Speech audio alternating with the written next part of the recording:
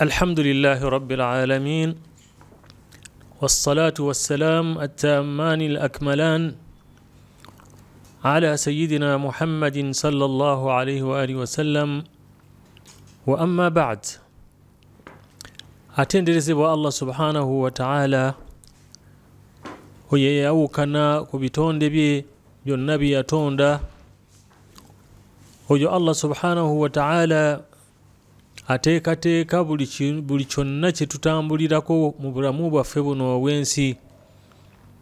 Oyo Allah subhanahu wa ta'ala yatonda eggulu n'ensi. Buli kyonna ky'olaba kye yatonda ibaratun lana, kyakwebuulirira. Era bw'oba teweebuulirira nakyo munnange kyekinga omutima gwo. Otunuulire ebiwuka ebitambula, ebinyonyi ebibuuka mu bbanga, emisota egyekulula, naffe abantu, amajinni ge tutalabako, bamalayika be tutalabako, n'ebitonde ebirala bingi nnyo by'omanyi ne by'otamanyi. Naye kullu dhalik ibaratan liman yakhsha, kwebuulirira, kyakwebuulirira, kyakuyiga eri oyo buli yenna ayina ekigendererwa kuno ku nsi nga nako kwe kusinza Allah subhanahu wa ta'ala. Nsaba Allah ow'ekitiibwa subhanahu wa ta'ala assa okusaasira n'emirembe ku nabbi waffe Muhammad sallallahu alaihi wasallam, oyo yarafuubana mu kubeera nti ddiini busiraamu etutuukako. Muganda wange oba mwannyinaze, weekwate ku ddiini ya Allah, weekwate ku ddiini Muhammad sallallahu gye yajja nayo, gye yayigiriza umma ye. Awo wewali okwesiima n'okweyagala fi dduniya wa fi l-akhira. Olwaleero mu bimu ku bintu ebirongoosa emyoyo gyaffe ne gitukula insha Allahu ta'ala mwe muli ekigambo al-muhasaba wa tawba. Okutuula awo n'oweebalaabalamu n'okwenenya mu maaso ga Allah subhanahu wa ta'ala. Ng'oyo tujja kwogera ku kigambo al-muhasaba, okwebalamu. Gwe kennyini n'oweekuba calculator n'ogamba wano ndi ntya, wano ndi ntya, wano ndi ntya. Mu mirimo gyo emirungi gy'okola n'emikyamu gy'oba oguddemu mu butanwa, noweebala n'ogamba okuba kusaala nsadde alhamdulillah, naye swala yange eyo ng'erimu ebituli bingi. Noweebala ku bikyamu by'okola naye nga nkyalinamu omukono omuwanvu, lwaki seenenya? Noweebala n'ogamba nkyalinamu obutambuze, lwaki siwasa? Oba kale nina, lwaki simatira n'omukyala gwe nina? Wahakadha. Idhan muhasabatu nnafs ta'ani an-nadharu wat-ta'ammulu fima 'amila al-muslim min a'mal. Kwetegereza, kwekenneenya buli kyonna ky'oba okola gwe omusiraamu omukkiriza. Wama qaddama min khairin aw shar, n'ekyo ky'oba wakulembeza okukola mu birungi oba mu bibi. Ma'a an-nadhari fi nniya, n'otunula n'enniya yo eri etya. Wal qasdi, n'ekigendererwa. Wa hisaabu ribhi wal khasaa'ir, n'obala magoba ki g'okifunyeemu, n'obala loosi ki gy'okifunyeemu oba gy'ogenda okifunamu. Fima kaana minhu waliyakuna i'daadan lima yastaqbil, n'okutunuulira ennaku eziddako mu maaso Mungu wabanga akuwangaazizza, onaabeera mu mbeera ki? Baganda bange, tubale emitima gyaffe, tugibale nga tetunnaba kubalibwa mu bbaliro. Obujulizi bungi nnyo Qur'ani ne ahadith ze butuwa mu kubanga tubala emyoyo gyaffe nga tetunnaba kusinkana Allah subhanahu wa ta'ala. Allah agamba jalla jalaaluhu يا أيها الذين آمنوا اتقوا الله ولتنظر نفس ما قدمت لغد واتقوا الله إن الله خبير بما تعملون. آية جاجسة من سورة الحشر آية يقومنا منانا egamba nti wange mwabakiriza bange mwabakiriza muti Allah subhanahu wa ta'ala era mutunuulire nnyo mwetegereze nnyo biki bye mugenda okuwaayo ku lunaku lw'enkya yani yawma alqiyama nga muyimiridde mu maaso ga Allah biki bye mugenda omulaga ti ya Allah nakola kino, ya Allah nasaara, ya Allah nasiiba oba nabba nalimba nayenda, byonna buli omu abiteekeko eriiso ejjogi n'okubifumiitirizaako yawma alqiyama. Tewagenda kubaawo dirhamu oba dinaari oba sente oba dola nti ogule malayika awo, malayika kanjisimbe wano dola nga 1000 empiseewo. Tebigenda kubaawo yawma alqiyama. Omumanyi ayitibwa Ibn al-Qayyim bwe yali awa comment ku aya eyo yagamba hadhihi al-aya tadullu ala wujubi muhasabati an-nafs. Aya eno eraga bujulizi obwenkukunalwo obulaga nti omuntu alina okwebala, olina okwebala kubanga yawma alqiyama Allah ayagala mirimu gyo mirungi agitunuulire, aidha kuwajjana birahmatihi wa fadlihi oba alabe nga ebintu biganye bakutwale mu muliro. Nsaba Allah subhanahu wa ta'ala agutuwonye nze nammwe.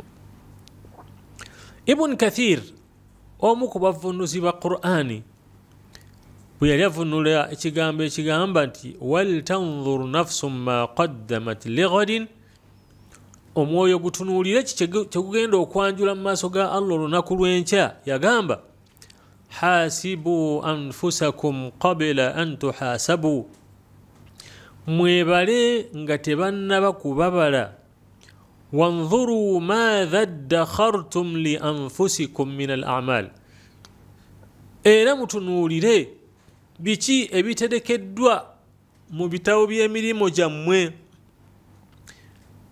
birungi oba bikyamu, liyawmi ma'adikum, nga mweteekerateekera olunaku lw'okusisinkana Allah subhanahu wa ta'ala, wa ardikum ala rabbikum, n'olunaku lwe mugenda okwanjulirwa oba okwanjula emirimu gyammwe gye mwakola kuno ku nsi.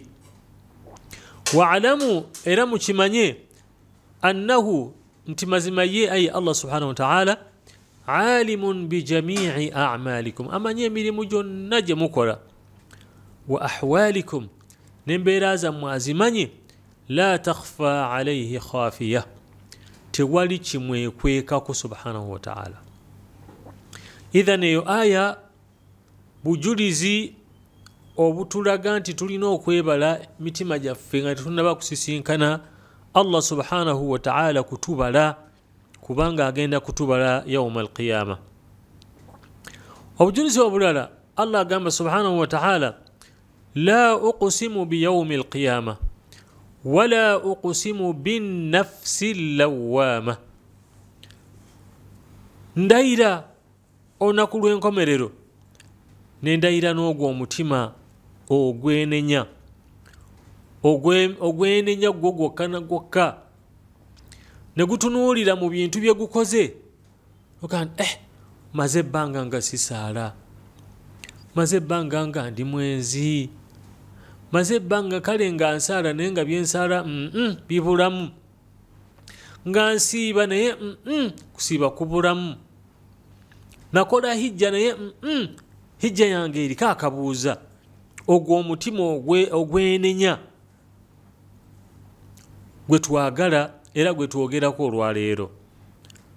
Qala Mujahid, omu ku bavunuzi ba tafsir, ku bavunuzi ba Qur'ani, ayitibwa Mujahid, tabi'iyun jalil, yagamba nti gwe mutima ogwo allawama التي تندم على ما فات وتلوم نفسها gwe omutima ogwenenya kwebyo ebyaguyitako ate ne gubanga gwe kwegamba blame yonna okunenya kwonna kuguzza kugwezaako okwenenya timbutuufu ensobi yange mu butuufu obugayavu bwange mu butuufu obutamanya bwange kantereeze kanzire ku mulamwa ogwo Allah subhanahu wa ta'ala gwayagala.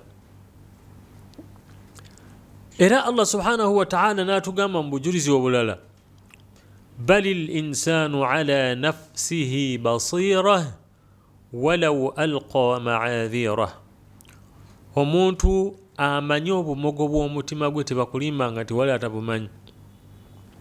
Oli akimanyi mu mutima gwe timbutuufu ndi mubbi, oli akimanyi mu mutima gwe timbutuufu ndi mulimba, oli akimanyi mu mutima gwe timbutuufu ndi mulyazaamaanya, niwankubadde ateekawo excuses ay walau tadhahara bil a'dhar wajadala an nafsihi fala yanfa'uhu dhalika yawm al-qiyamah. Agezaako okubuzaabuza mu mutima gwe n'agukwenyakwenya naye ebyo bikoma ku nsi yawm al-qiyamah talina kyagenda kufunamu mu kukwenyakwenya kw'omutima gwe.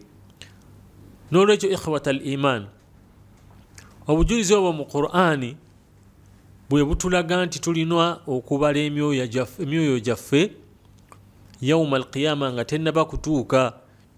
Obujulizi mu hadith muzimu ku hadithi za Nabi sallallahu alayhi wasallam, Nabbi atugamba sallallahu alayhi wasallam al-kayyisu, omuntu omugezi, man daana nafsahu, yoyo abanja omutima gwe n'obanja omutima gwo n'ogubala amakulu, wa amila lima ba'da al-maut, n'ogukozesa ekyo ekigenda okuguyamba nga gumaze okuva mu bulamu buno obwensi nga gufudde yawma al-qiyama. Wal ajiz, ate oyo alemereddwa, man ittaba'a nafsahu hawaha, yoyo agoberera okwagala kw'omutima gwe n'atagufaako, watamanna ala Allah, ate ne yeegomba ebiri ewa Allah subhanahu wa ta'ala. Yeegomba tujja kuyingira ejjana, inshallah tujja kuyingira ejjana, naye tayagala kusaala. Tujja kuyingira ejjana, tayagala kusiiba. Tujja kuyingira ejjana, mubbi muzibu, mulimba muzibu, mutambuze n'ebigambo ebirala bwe bityo. Hadithi eyo eri mu kitabu kya Imamu at-Tirmidhi, Mungu amusaasire, rakamu yayo oba enamba yayo hadithi eyo eri 2259. Yawa komenti ku hadithi ya Nabi sallallahu alayhi wasallam eyo n'agamba ma'ana dana nafsahu ay hasabaha fi dunya qabla an yuhasaba yawm al-qiyamah. Omuntu abanja omugezi, abanja omutima gwe, yoyo abala omutima gwe n'agubala nga tegunnaba kubalibwa yawm al-qiyamah, nga Allah tannaba guteeka ku minzaani. Kubanga ekigambo ky'okubala bannaye mukimanye ti Allah agenda kupima ku minzaani ebintu bibiri. Agenda kupima omulimu gwo guno gwennyini gwokola, ate apime n'omutima gwo. Subhanallah, minzaani bbiri onaziyitako. Kyo kye bayita al-qasdu wan-niyya. Apime omubiri, kale swala tugirabye, naye kati katupime n'ekyali mu mutima gwo awo. Bwe biriyitawo byombiriri, okwo kwe kwesiima yawma al-qiyama. Tusaba Allah subhanahu wa ta'ala atusobozese okuyitawo obulungi n'okweyagala ku lunaku lw'enkomerero, naye ebyo byonna bijja kubaawo nga tupimye, nga twebaze, nga yawma al-qiyama tennaba kubeerawo. Umar ibn al-Khattabi atugamba mu athar, yagamba hasibu anfusakum qabla an tuhasabu, bannange mubale emitima gyammwe nga temunnaba kubalibwa. Wazinu anfusakum qabla an tuzanu, mwepime nga tebannaba kubapima. Fa innahu ahwanu alaykum ala alhisab, ekyo kyekijja okubanguyira mu kubalibwa yawma alqiyama gadan an tuhasibu anfusakum alyawm, okwebala olwaleero. وتزينوا للعرض الأكبر يومئذ تعرضون لا تخفى منكم خافية. يوم القيامة ebintu byanguwe, minzani yanguwe, okupima kwanguwe, kubanga ku lunaku lw'enkomerero tewali kintu na kimu kigenda kubeera nga kyekweka. Buli kimu Allah subhanahu wa ta'ala agenda kukyanjula, achikurage okirabe. Yawma tubila as-sarair fama lahu min quwwati wala nasir, ebyama byonna Allah agenda kubyanjula abikulage. Sigwe wakola kino, sigwe wakola kiri, kakati bw'obanga obikoze kuno ku nsi okyategeera bulungi, gezaako okubeera ng'obala omutima gwo ogugambe ya nafsi aqilli, mutima gwange kendeeza ku bikyamu byokola. Ya nafsi jitahid, mutima gwange nyiikira mu kusinza Allah subhanahu wa ta'ala, mukola ebyo Allah subhanahu wa ta'ala byayagala. Owulidde n'ebirala.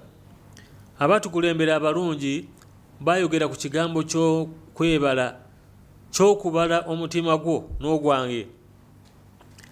Ono ayitibwa Hasan al-Basri, omu ku tabi'i jalil jiddan, musajja w'amaanyi nnyo ku bigambo byayogera. Lihadha ad-din, emyaka 10 nakati bikyayogerwako, kubanga yali musajja mumalirivu mu ebyo byali akola, ng'abikola ku lwa Allah tabaraka wa ta'ala. Yagamba la talqa al-mu'minu illa yu'atibu nafsahu, tosobola kusanga mukkiriza yenna, mwami oba mukyala, okujjaho ng'anenya omutima gwe. Madha aradtu bikalimati, ekigambo kye nayogedde nabadde ngendereramu ki? Madha aradtu bi aklati, kye nalidde kyabadde kifaanana kitya? Ahalalun am haram? Madha aradtu bi shurbati, kye nanywedde amin halali au min haram, kyavudde makubo marungi oba makubo makyamu. Walajiz yamdi quduma la yuatibu nafsahu, alemereddwa okubala omutima gwe, ye buli kimu akola bukozi tafaayo, tabuuza mutima gwe, agenda bugenzi mu maaso. Eyo nno yembeera esinga okubeera nga mbi. N'agamba mu kigambo ekirala, inna al-abda la yazaalu bi khair, omuntu yenna, omuddu yenna ajja kusigala ng'ali bulungi, ng'ali ku mulamwa. Ma kaana lahu wa'idhun min nafsihi, ebbanga ly'anaamala ng'alina amubuulirira mu mutima gwe amakulu nti ye kennyini nga yeebuulirira. Wa kaanat al-muhasabatu min himmatihi, era nga mu mutima gwagamba mu bimu ku bintu ebikulu bye nnina okufaako ennyo kwe kubeera nga neebala nga minzaani ya Allah subhanahu wa ta'ala sinnaba kubeera nga njiyimirirako, kubanga yo Allah agamba subhanahu wa ta'ala, wanadau almawazina alqist liyaumi alqiyama fala tuzlamu nafsun shay'a wa in kana mithqala habatin min khardalin atayna biha wa kafa bina hasibin. Mungu tagenda kulyazaamanya muntu yenna akantu konna niwe kaliba kenkananga akanyinkuuli, Allah agenda kaleeta akabale yawma alqiyama. Kati lwaki munnange tuweetereza seetereza nga tukyalina chansi ey'okuwangaala kuno ku nsi? Allah subhanahu wa ta'ala atusaasire. Agamba Maimun ibn Mahrani, لا يكون الرجل تقيا ومنتصبر كبير مكرزا حتى يكون لنفسه محاسبة paka ng'abala omutima gwe ne yeebala naga nenyimiridde ntya mina shariki li sharikihi okusinga ono gwa patana we gwalina mu bizinensi. Muyinza okuba mulina bizinensi naga nti olwaleero gwe lulo enkya lwe lwange naye kati ng'olulo buli lwe luggwako balina okukubala naye naga nti anga tebannambala kansooke neebale bizinensi yatambudde etya natunze eki tufuniddewa loosi eriruddawa ne yeebala nga tebannaba kubeera nga bamubala. Nolwekyo bannange twebale nga tebannaba kutubala, twetereeze nga tebannaba kutugwamu, tebannaba kutubonereza nga tetunnalaba adhaabu za Allah subhanahu wa ta'ala, tutandike okulaajana an taqula nafsun ala an taqula nafsu ya hasrata ala ma farrattu fi jambi llah wa in kuntu lamina sakhirin. Nga zinsanze ebe nayonoona mu maaso ga Allah subhanahu wa ta'ala niwankubadde nga nali mu bantu abo abakyamu abajeeja amateeka ga Allah subhanahu wa ta'ala.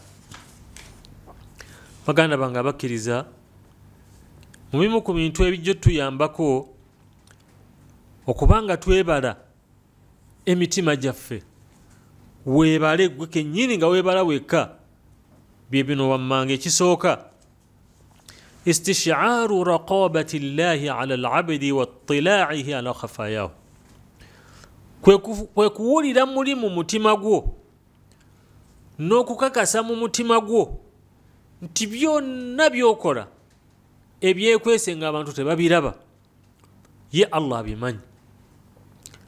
Noga nti wadde nzibye, wadde nkumpanyiza, wadde kalaamu ngisulise, wadde muyisizaawo, wadde mulimbye, naye Allah subhanahu wa ta'ala la yakhfa alayhi shay'un fil ardi wala fis samaa.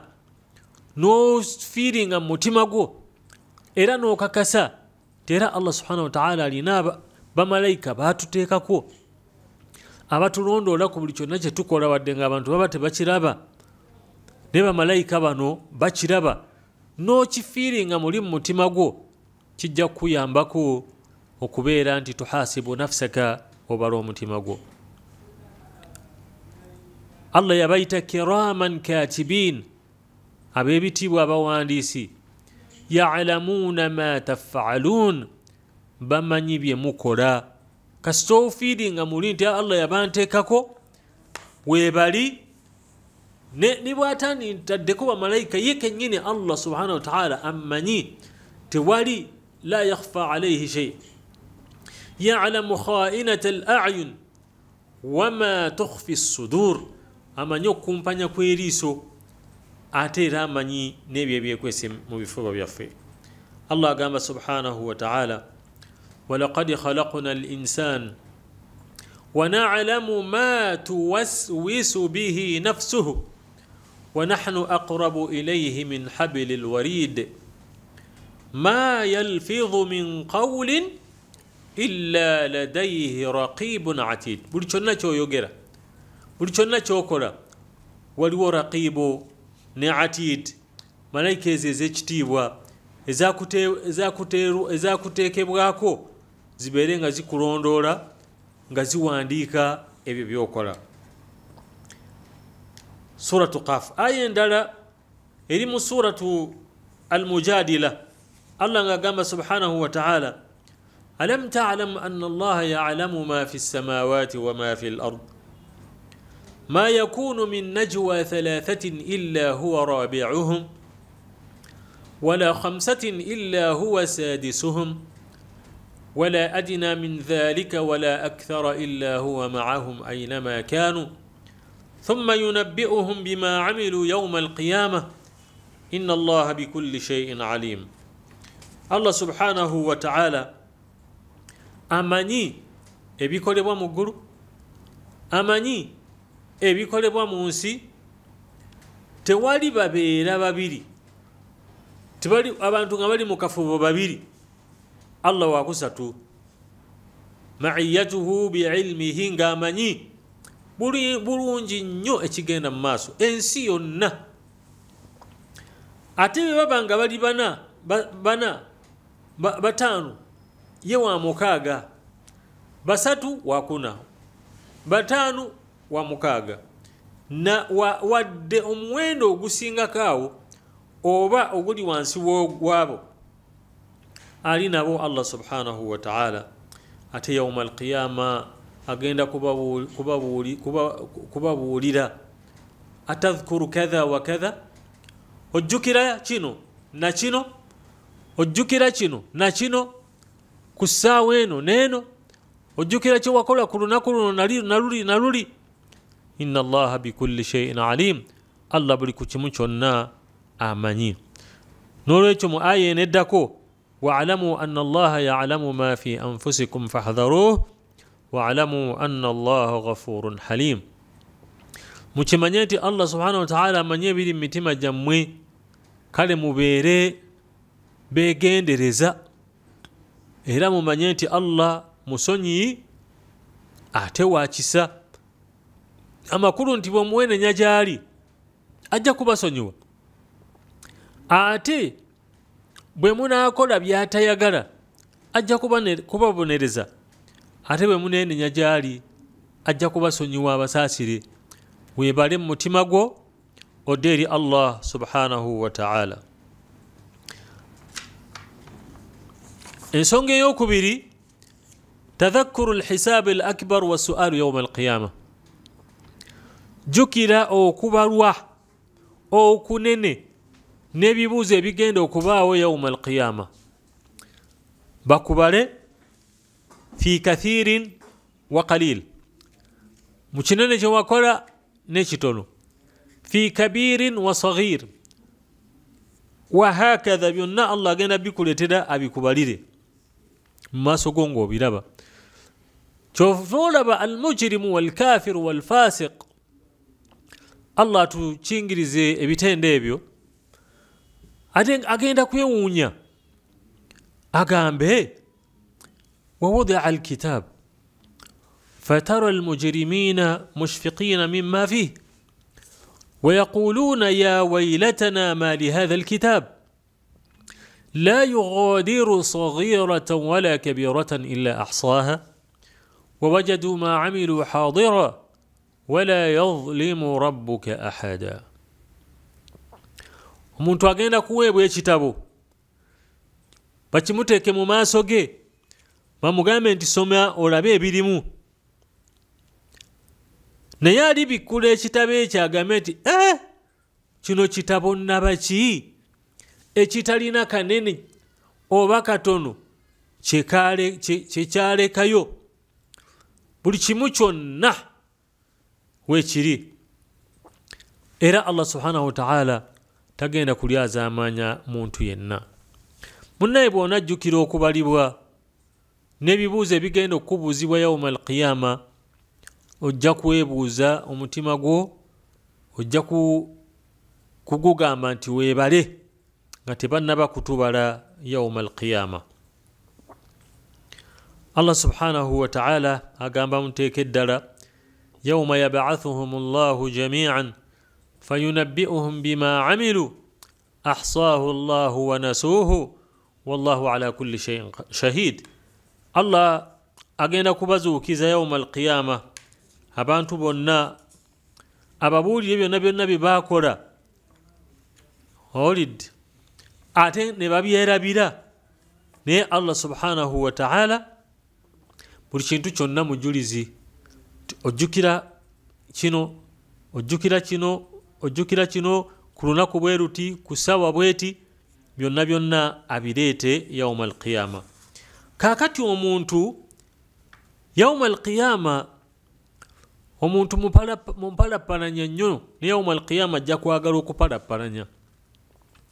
Bwe biriba byakwogera ajja kulowooza nti amatiza Allah, tikamumatize Allah ajja kundeka, ajja kunvaako. kamunnyonyole olid kakati bwalabanga okunyonyola kungi kuba omuntu agenda tuuka al mushrik alayira erinnya lya Allah kwolwasira muke abeere musiraamu mbwayagala abeere musiraamu nga tebikyamugasa amugee nti wallahi rabbina ma kunna mushrikin. Allahu akbar. Ndayira erinnya lyo Allah omulezi wange omulezi waffe tetukugattangako kintu kyonna. Hey, kwe kupalapala nnyo okwo kwoleese kale Allah agambe nti alyawma nakhtimu ala afwahihim wa tukallimuna aydihim wa tashhadu arjuluhum bima kanu yaksibun. Mungu ajja kuzipinga omumwa bwe chup agusibeko zipu nti olwaleero tuyogera sirika.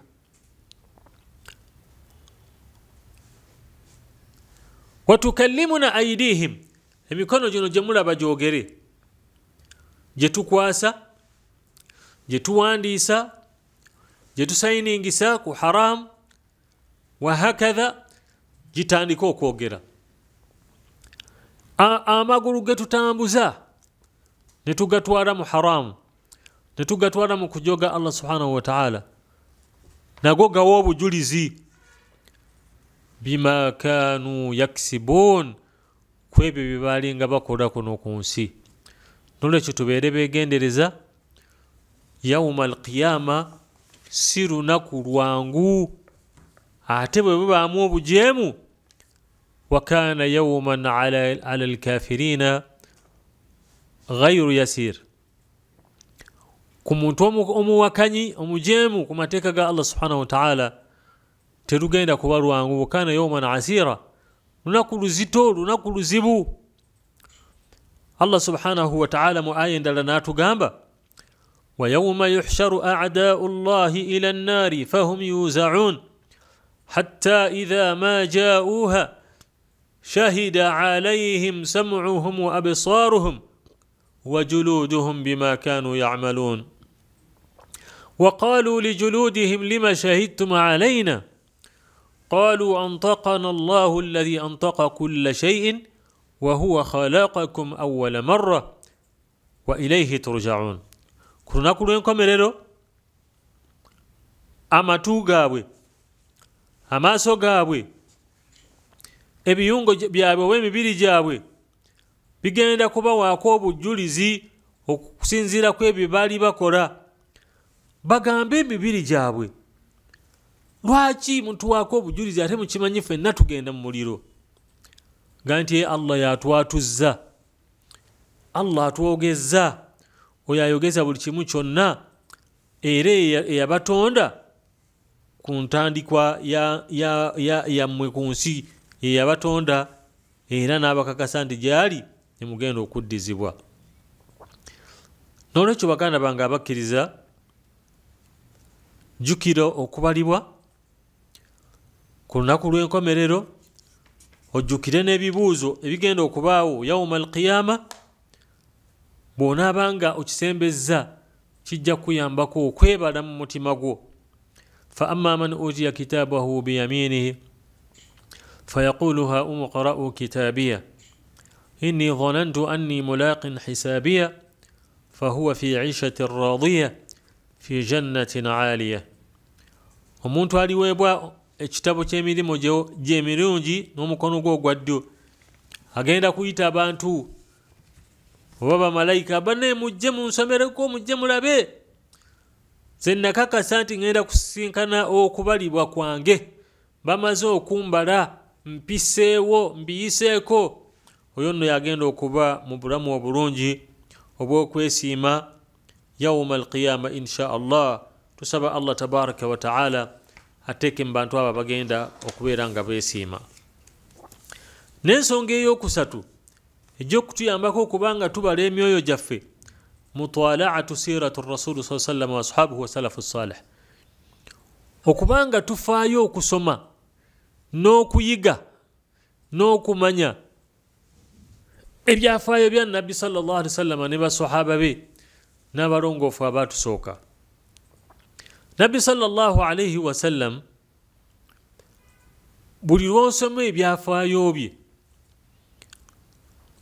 weebala mu mutima gwo n'ogamba aina min rasulillah, ndi ludda wa ne nabbi saa sallam.